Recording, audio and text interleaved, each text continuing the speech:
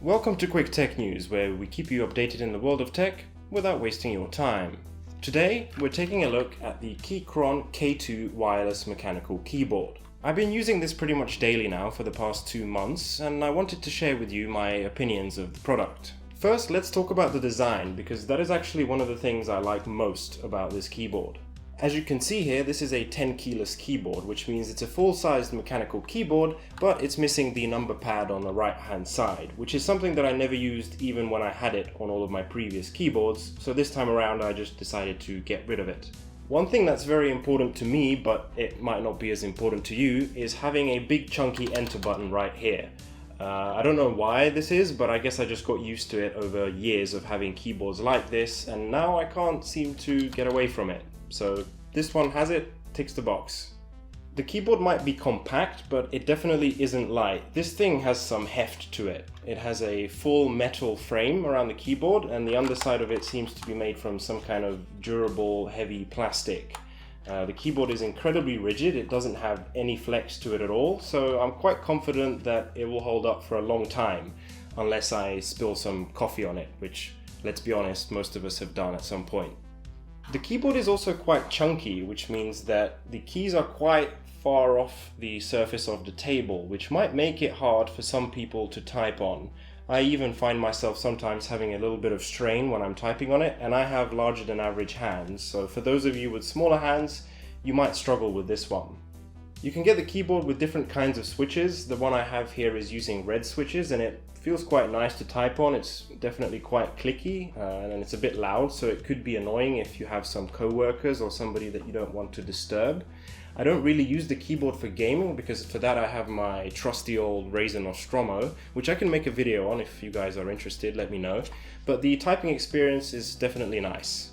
The keyboard is also RGB backlit, and they've included 15 different types of lighting combinations, which you can cycle through by pressing this light bulb key in the top right hand corner of the keyboard.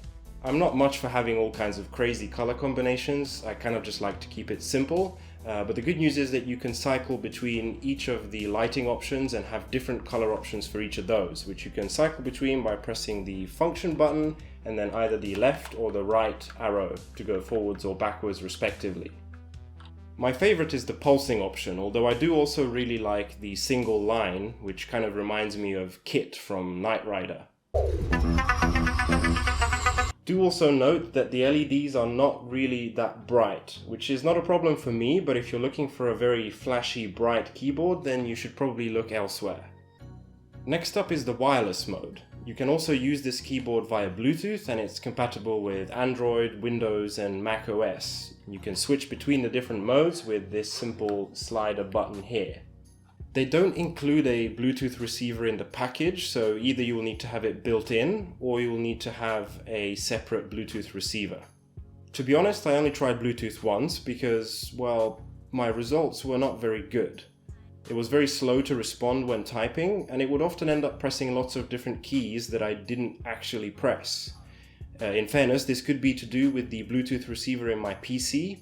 I cannot confirm this, but for now I'm just sticking with wired mode. Who knows, maybe sometime down the line I'll buy a Bluetooth receiver and try again.